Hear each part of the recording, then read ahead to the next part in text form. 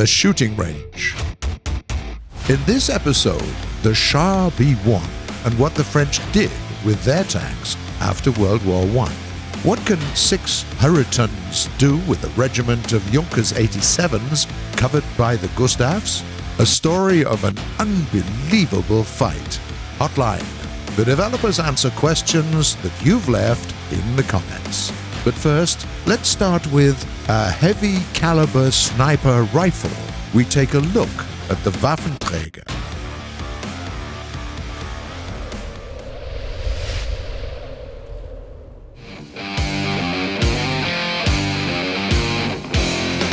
What do you see first when you catch a glimpse of this vehicle? Of course, the huge and incredibly powerful main weapon, the Pak-43, right from the King Tiger. At 5.7 BR, this tank destroyer is capable of scaring anyone to death, as its shells pierce 235 millimeters of armor. Now, keep in mind that this gun reloads in about 9 seconds, and every shot is followed by a very sharp recoil. At the same time, you don't have any armor. Or, technically you do, but what's 20 millimeters in front and 10 millimeters in the sides and back at BR 5.7? Also, you won't be able to rush it, as it has a maximum speed of 35 kph. And in reality, you won't get past 20 kph. Sure, sounds bad when you think of close combat, but the Waffenträger was meant for a whole different purpose. Considering the great and very precise gun, you can shoot the longest distances. And all those extra types of ammo, you don't need them. The APC-BC shells will do just fine with any target. The most natural thing for the Waffenträger is to ambush the enemy when they least expect it. No need to maneuver and flank the opponent. He'll come to you on his own. The tank's profile is very low, so you won't be seen from a mile away, and the gun will take out anyone. Still, don't forget about the decorators. A couple of sticks and leaves will make your game on this machine a lot more quiet and longer. What else do you need to worry about? Well, you don't have any smokes, and the turret rotates very slowly, only 14 degrees per second. So try picking your position so that you won't be dragged into a close combat. And a couple of words about the tactics. Open locations are all for you to feast on. Pick any bush or trench you like, get in, and wait for your prey. As for the urban maps, the long-distance ambushes won't work there. So A, follow your teammates very closely and support them from behind the front line, or B, also find some secure spot and wait for your enemy to come to you. When it comes to French Ww1 tanks, everyone remembers the Renault FT, and all those Schneiders and Saint-Chamond aren't that good in the public eye. Still, without those, the French wouldn't create one of their best-known tanks.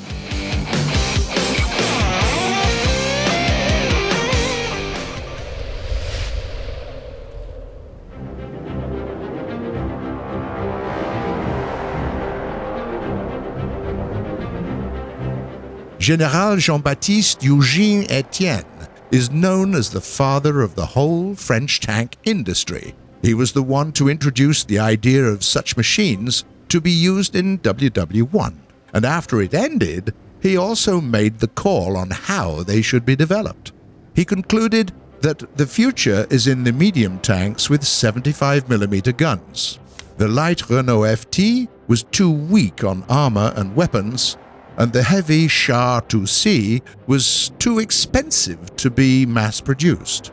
Medium tanks represented an ideal balance, and a 75mm gun could pierce not only other tanks, but even some fortifications. So in 1921, Etienne approached 5 tank manufacturers with a task for a medium tank, with a commander's cupola and a gun installed in its hull.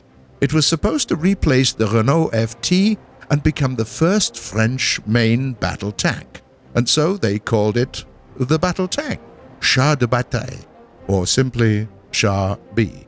Though Etienne proposed the companies to work together, they went separate ways. At Saint-Chamond, they followed the task and succeeded creating a tank with a 75mm gun and 2 machine guns in the turret. But the track shoes were wooden and weren't meant to last, and the gun was set in a way that was really uncomfortable for the driver. The FCM built a very odd machine, using the rear turret of their own super-heavy tank, the Char 2C, and the Renault and the Schneider companies worked together and created 2 very similar tanks.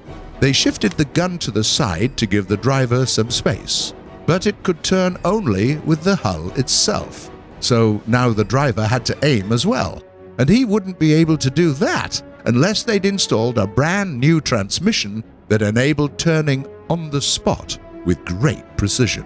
All the prototypes failed the tests, but Renault and Schneider machines proved to be better than the rest, so they'd been chosen to be the base for a new tank. It enlarged a bit and later got a 47mm gun. The starting 15 tons of weight went up to 25, and it clearly wasn't the end of it. With the weight grew the price of the Char B1. So now it couldn't become a mass-produced replacement for the Renault FT. The French started developing a new light tank alongside this one, and the idea of a main battle tank failed spectacularly. Moreover, tests of a new prototype began only in 1929, and the final project entered service in 1935, 14 years after the project began, mostly because there were constant changes in construction of the machine. First, more armor, then a new gun, and after that, a new turret. It was always something. The Char B1 didn't replace the Renault FT. Instead, it became an expensive but very powerful tank that was ideal for the First World War. Its archaic chassis and long hull were great when it came to driving over trenches and moats, and a 75mm gun was very useful in piercing enemy fortifications and tanks. But what could the future hold for a tank of the past? We'll talk about that next time. And now, let's take a look at the mimicking Hurriton in the wild and find out how one can destroy a regiment of Junkers 87s without alarming one's shrink.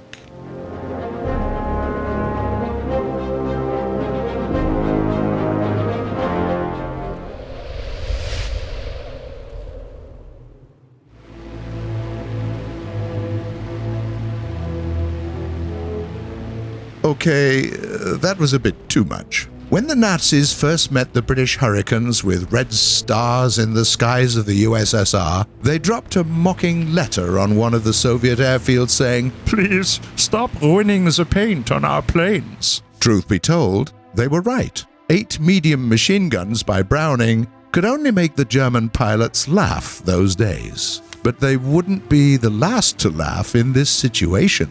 A long time ago, we've told you what had happened to the Hurricanes that were shipped to the USSR by the British government. In short, their armament drastically changed from 8 Browning machine guns to 2 20mm Shivak cannons and 2 heavy-caliber Berezin UB machine guns. You can imagine the shock of the Luftwaffe pilots when a good old and harmless Hurricane suddenly started tearing their planes apart like they were made of paper. Nobody would laugh at the Hurricane anymore.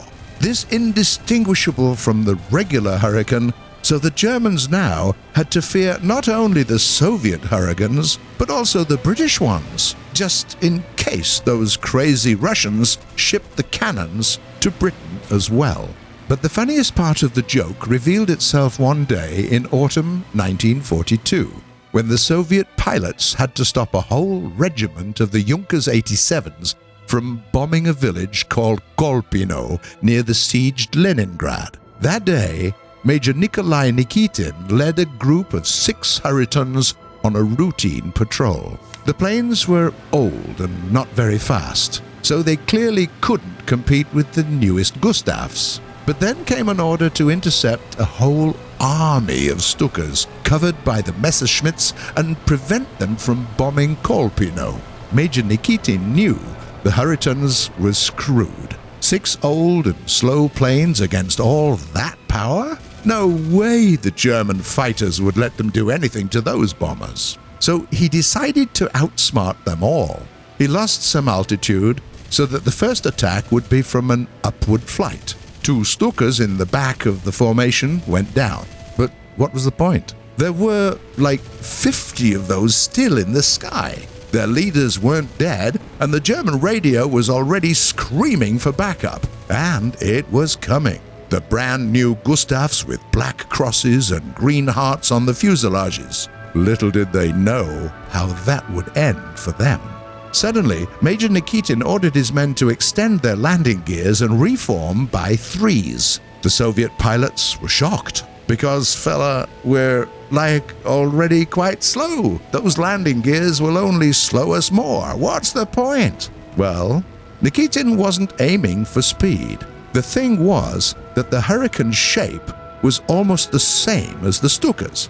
The only difference was that the Junkers 87 had a non-retractable landing gear. He also knew that they were flying in groups of 3. Extending the landing gear and changing formations, he literally made his group invisible for the coming Messerschmitts. Of course, it wouldn't work in broad daylight and at short distance, but the sun was almost down, and the German fighter pilots were coming from above, desperately trying to see anything between themselves and the Earth. The radio went live again. Where are the Hurricanes? What do you mean, where are the Hurricanes? They're right here. 6 of them. They've extended their landing gear. 6? There are like dozens of them here. And one of the Gustavs opened fire to the nearest seemed-to-be Hurricane. He received a good load of screams of horror and hatred in return as another Junkers went down in flames. The amazing speed of the Gustavs let them down. Trying to distinguish the enemy from their own, they'd rushed by the bombers in milliseconds and had to go a long way sideways, losing time for a group turnaround. That was exactly what Major Nikitin was waiting for. He wished his men bon appetit and shot point-blank 2 enemy bombers in 1 second. The other 5 Hurritons weren't wasting time either. The German pilots panicked. Dropping bombs without aiming, they ruined the formations and flew back in complete chaos. And the aces from the Green Heart Squadron finally turned around to see the sky crowded with the Hurricanes. The Hurritons were long on the ground, and the radio was still transmitting terrifying screams of the German pilots. At times, some Stuka's crew would suddenly see a Hurricane in another Ally bomber, or realize that there's a Gustav on their 6 ready to open fire. Air gunners had to constantly fire in the sky to prove the fighter pilots that they were flying a 2-seater bomber. Needless to say, they were shouting all sorts of foul words at those idiots in the Jagdgeschwader 54 that had to cover them.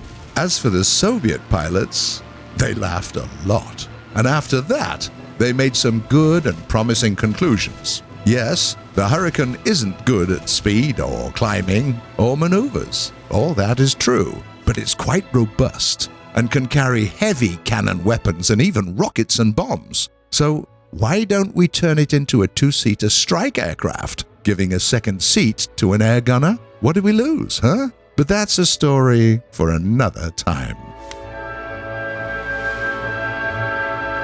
Get ready for the traditional last part of our show, Hotline. Developers answering questions from the comments.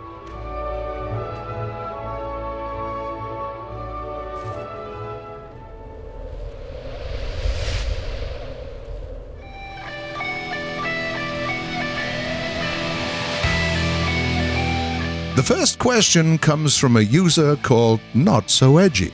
Can you talk about the history of the Vampire FB5 in one of your videos? Got your request, mate. We'll be there. Not until New Year's episode, though.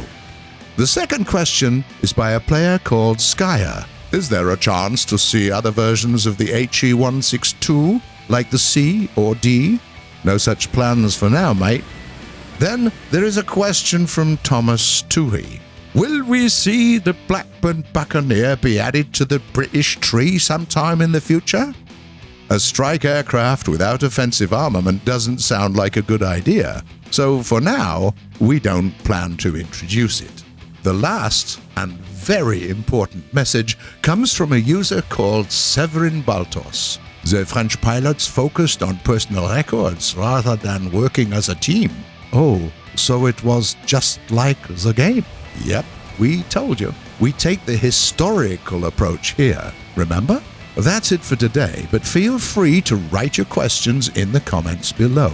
We do actually read them all, and you might see some of them answered in the next episode. If you like what we're doing, don't forget to subscribe to our channel. See you on the shooting range.